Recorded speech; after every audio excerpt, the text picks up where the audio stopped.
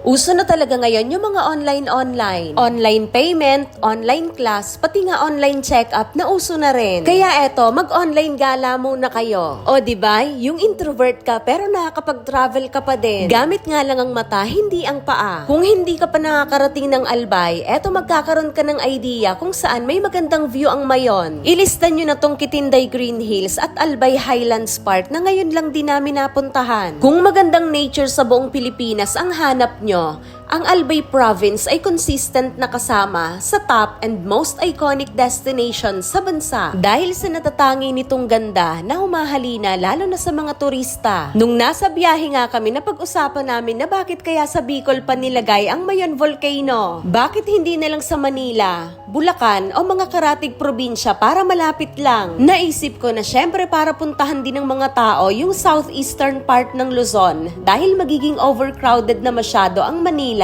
Kung pati magagandang tourist destination, doon na din isisiksik. Tsaka para magkaroon na din ng kabuhayan yung mga nakatira dito. Dahil kapag maraming dumadayong turista, mas marami ang bibili ng mga produktong gawa nila. Sa ganyang paraan tayo sasakses sa ating ekonomiya. Ito na yung ikatlong araw namin dito sa Bicol Region. Dumalaw lang kami saglit sa puntod ng lolo ni Aikwen sa father side na 6 na taon nang wala dito sa mundo. Isa sa mga itinuturo ko sa anak ko yung wag na wag siyang makakalimot sa mga roots niya. Dahil ang ating mga lolo at lola ay hindi lamang bahagi ng ating kasaysayan, sila din ay pundasyon ng ating pagkatao. Ang pag-alala sa kanilang mga sakripisyo at pangaral ay paraan ng pagpapasalamat sa Diyos na gumabay sa bawat henerasyon. Katanghaliang tapat naman kami napunta dito sa Kitinday Green Hills Eco Park na open daily from Monday through Sunday 6 a.m. to 5 p.m. Located dito sa Barangay Kitinday, Kamalig, Albay. Meron itong entrance fee na 40 pesos for children 8 to 12 years old,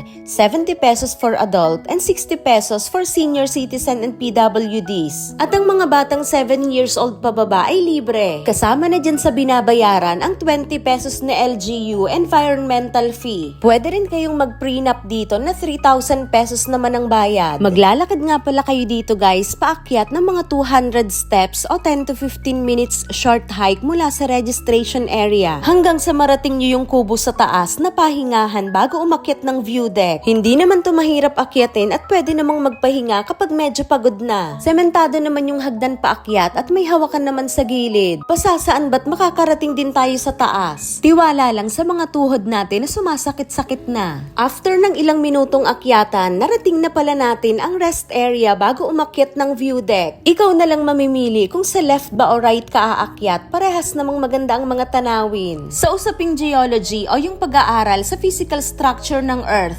rocks, and processes. Ang mga burol daw na ito ay nabuo dahil sa isang massive o violent tectonic plate movements milyon-milyong taon na ang nakalipas. Ang pangyayaring ito ang humubog sa mga burol na may napakalaking mound o bunton ng lime deposits na mula sa mga corals and coral reefs na umaabot pa hanggang Ragay, Camarines Sur. Ayon daw yan sa isang retired geologist and volcanologist formerly with the US Geological Survey na si Dr. Christopher Newhall na matagal nang naninirahan sa Santo Domingo, Albay. May mga prehistoric marine fossils pa such as fossilized seashells and ancient coral reef limestone ang makikita sa slopes and peaks nitong Kitinday Green Hills. Yan ang patunay na nakalubog sa tubig ang lugar na to, milyong taon na ang nakararaan. For sure, marami pang hiwaga ang mundo na hindi pa natin natutuklasan. Kaya napakarami pang katotohanan sa buhay ang hindi natin alam. Sa lawak ng kalawakan, tayo ay parang alikabok lamang. Ngunit bawat buhay ay may layunin at kahulugan. Masasabi din natin na ang daigdig ay buhay at ito ay pinapatunayan ng ating mga bulkan. Sa left view deck lang ako nag-explore, samantalang si Aikwen left and right na akyat niya. Nanguna pa yan siya at excited daw makita ang tinatawag din na Chocolate Hills of Bicol. Nagdala na nga din pala kami ng payong dahil mainit sa taas kahit mahangin. Early morning or late afternoon, mas magandang pumunta dito lalo kapag maaliwalas ang langit para kitang-kita ang Mayon. Camping is currently not allowed nga din pala dito guys, nabasa ko lang kanina sa entrance. At make sure na huwag kayong mag-iiwan ng kalat sa taas upang mapanatili ang kalinisan sa area. Yun lang ulit ang gusto kong i-share. Bye-bye!